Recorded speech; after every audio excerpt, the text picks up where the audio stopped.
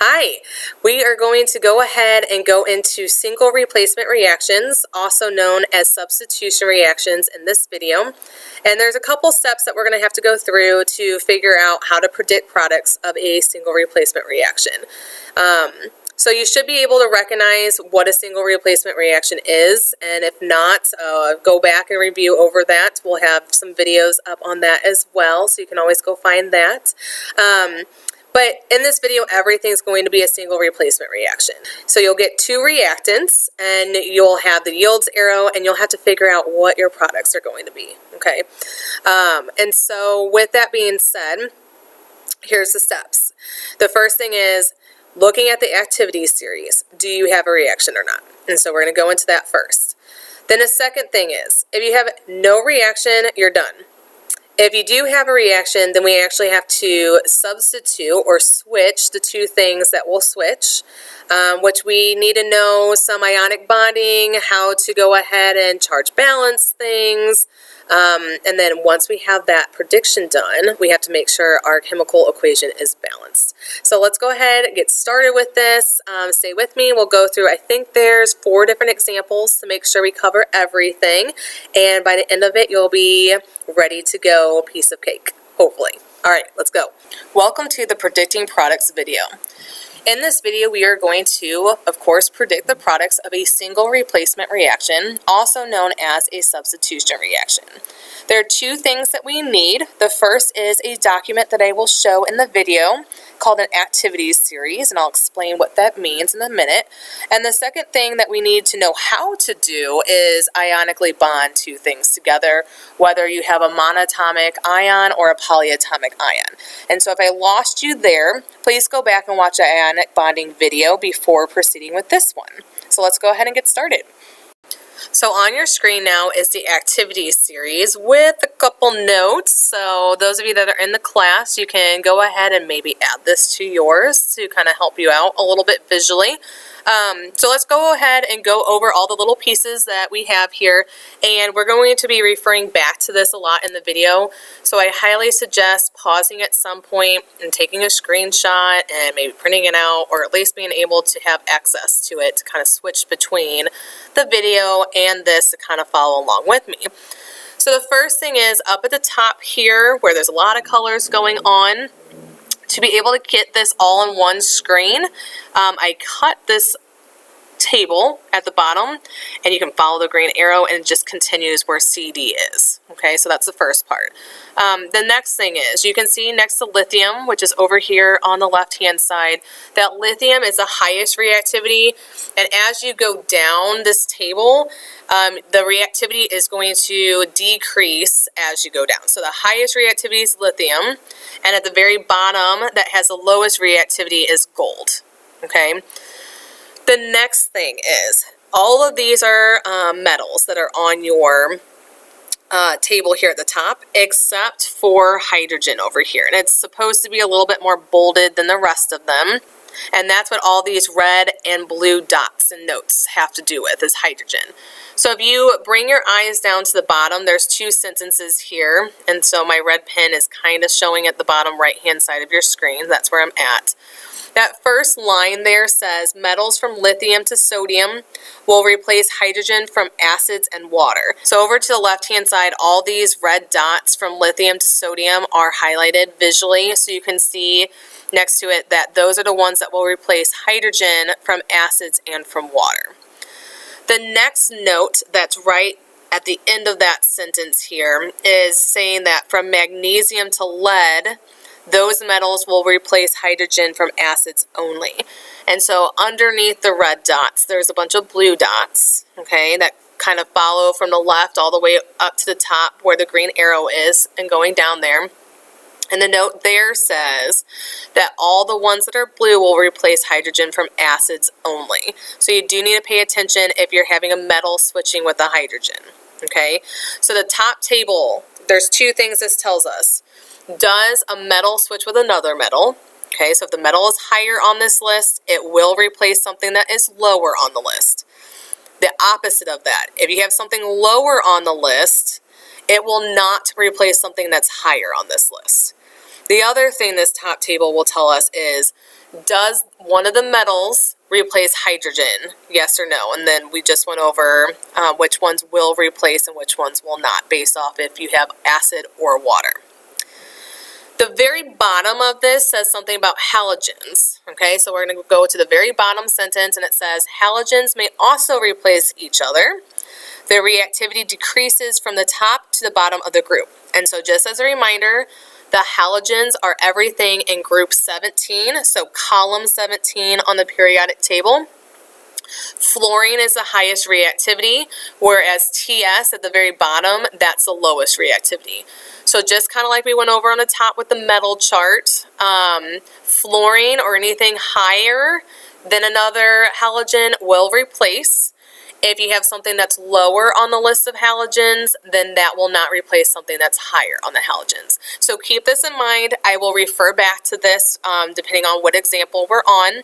And we're going to go ahead and do 4 different examples, kind of going through each one of these types of rules. And at the end, you at least have an example of each of them. Up on your screen is the first example that we'll be going over today.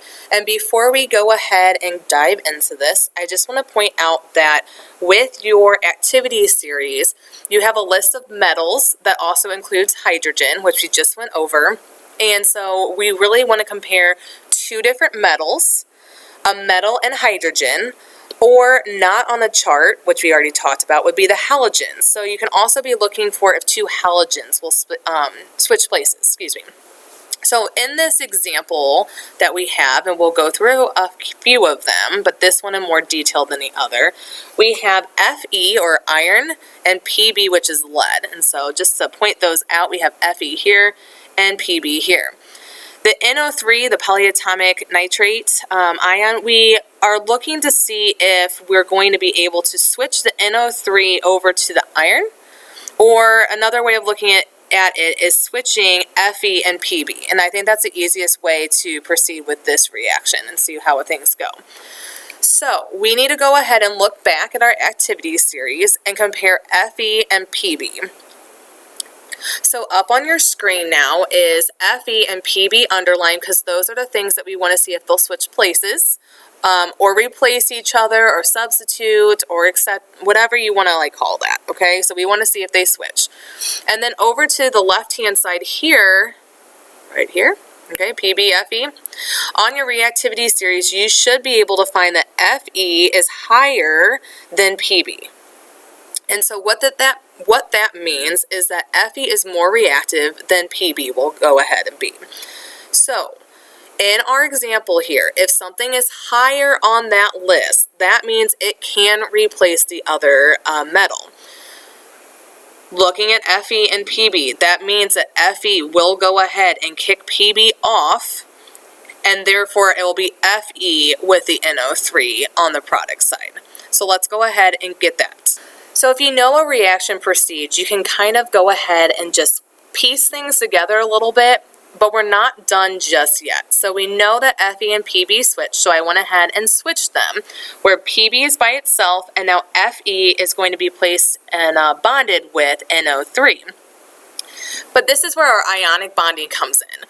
So we need to actually figure out what the charges of NO3 are and what the charge of iron is to be able to ionically bond them, because when we ionically bond, we want no charge left over once they come together. And so we need to start with maybe the left-hand side to kind of understand what the charges were before we go over to the product side and actually finish up what we need. Okay, on the reactant side, when something is by itself, such as Fe is, when it's not bonded to something else, they can have no charge. The element, that is, can have no charge. So right now, since iron is not bonded to anything else and it's in its elemental form, it's going to have no charge. So I'm going to put a 0 there. For lead with the nitrate, we can go ahead and look up what NO3's charge is, because altogether that group will always have the same charge. And I know lead can take on multiple charges, but we can figure out what Pb's charge is from knowing NO3's charge. So by looking up from a polyatomic chart or memorization, depending on what your teacher decides to do, NO3 should have a -1 charge. So I'm going to put that negative there. Because of this 2, though, if I multiply that -1 by a 2, I really have -2 for this entire NO3 piece, which then to counterbalance that, my PB needs to be 2+. Okay, and so that might help a little bit when we come over to the product side. So on the product side, PB is now by itself. And so when something's by itself and not bonded to anything, it's in its elemental charge of 0. And so we still have NO3, and NO3 will be minus, but iron can take on multiple charges. And so we could follow exactly what PB's charge was, or it could take on one of the other charges it takes on, which is a 3+. So in this example, I would go ahead and give my classes the charge of what I want iron to be. And in this case, I want it to be iron 2. And so we can represent that as we have right here, iron with a Roman numeral 2 in parentheses. And that's telling you that I want iron to be a 2+ charge. So if iron is 2+, we can go ahead and figure out what the charge balance should be. So if NO3 is a minus charge and Fe is a 2+ charge, that means we need 2 NO3s to balance out the charge overall. Right now with a 2+ and a minus, we actually have 1+ charge left over. So if I just add 2+ and a minus, that's where I'm getting that from. So with that being said, I actually need to put parentheses around this and have 2 of those. So I'm going to move this over so you can see that 2. There we are there. So you can see how I have the parentheses and the 2 on the outside. So when I predict my products, what I'm looking for is PB by itself plus Fe, open parentheses, NO3, close parentheses, and the 2 on the outside. Let's go ahead and go over a few more examples, just going over does the reaction proceed or not. If the reaction does not proceed, you have no reaction, and so you would just write down no reaction. But if the reaction proceeds, such as this one that we have here, you would go ahead and predict the products just like we did here. So here are 3 more examples that I think will be good to go through and just see if we have a reaction occur or not. And so the first example that I showed you as a reminder was a switch between 2 metals. And so these 3 examples will actually work through the halogens and a metal with a hydrogen. And so you can kind of see how that will work out when you compare it to the activity series. So let's go ahead and do this. The first one on our list, or at the very top, what I want to point out is some people gravitate towards that sodium, the Na, because Na is on the metal list that you have. However, the chlorine and the iodine are not on that list. And so because you cannot compare sodium with one of the other 2 pieces, that's not the way that we really want to go. The good news is that chlorine and the iodine are both halogens. And so we know from what we talked about before that halogens can also switch places. Okay, so if we look at the halogens, so you'll want to look at a periodic table.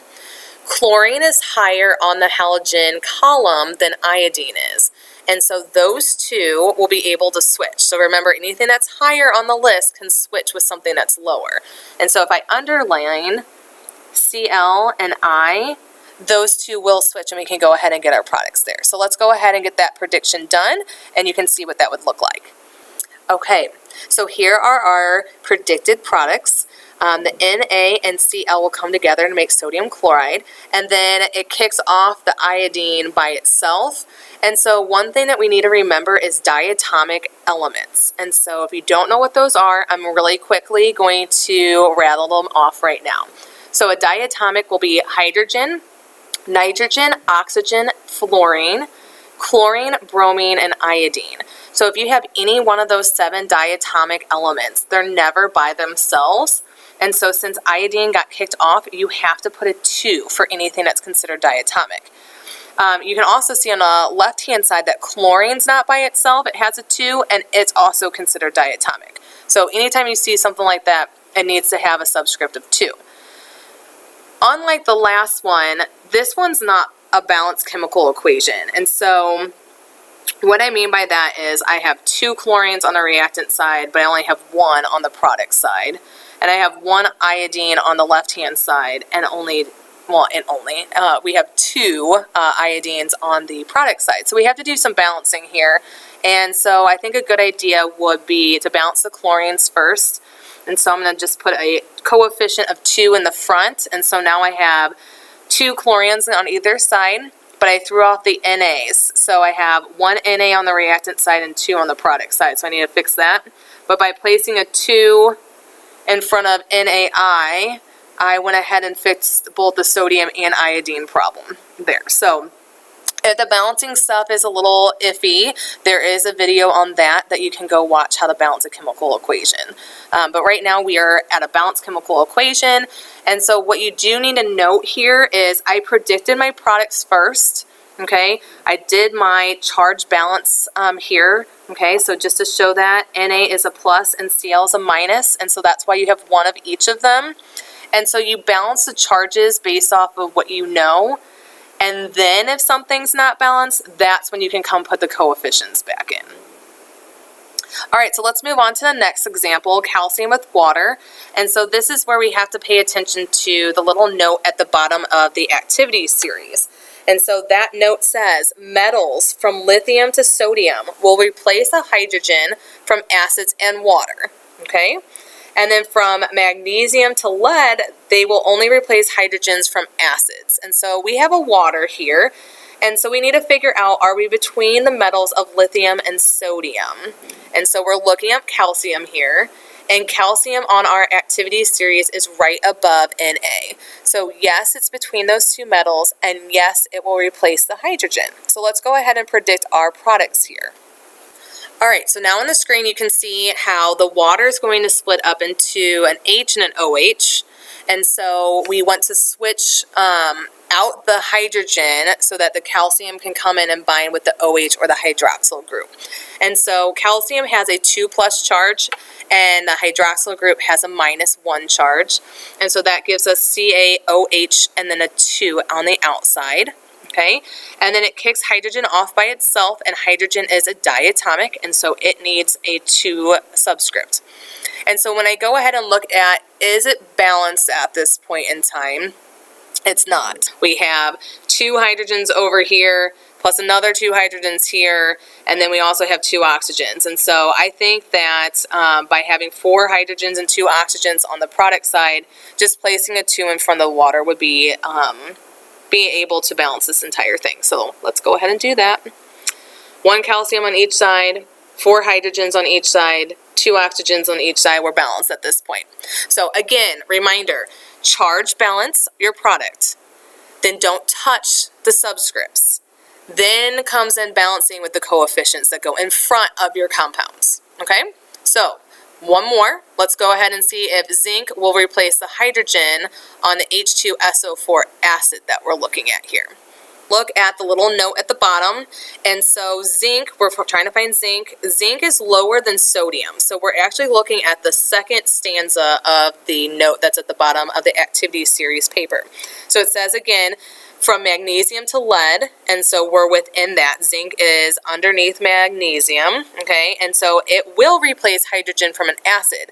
Now, if H2SO4 was H2O, so water, this reaction would not take place. But since H2SO4 is an acid, zinc will replace one of the hydrogens from this. Here's our last example worked out. Everything's balanced. We didn't have to balance anything, so it was kind of a nice reaction to do here. So we already talked about zinc will replace hydrogen, and so we get zinc sulfate and hydrogen gets kicked off by itself. Hydrogen is a diatomic, so you see that 2 subscript there, so we're happy with that. And then for the zinc sulfate, zinc is 2+ and a sulfate is 2-, and so the charge balance there is already worked out for us. When we look at either side, reactants versus products, each side has 1 zinc, 2 hydrogens, and 1 SO4. Or if you break the SO4 apart, you have 1 sulfur on either side and 4 oxygens on either side. So everything is happy. So just as a reminder, if you look at your activity series and something will not replace what you're looking at, you just put no reaction on your product side because you have no products that are going to form. However, if it's something like we've been working through on these last 4 examples and your element is higher, so it's going to replace the other element that you're looking at, then you need to work through what your products are, get that charge balance happening, and then after you get that charge balance happy, that's when you go ahead and fix your coefficients to balance your chemical equation. I hope this helps.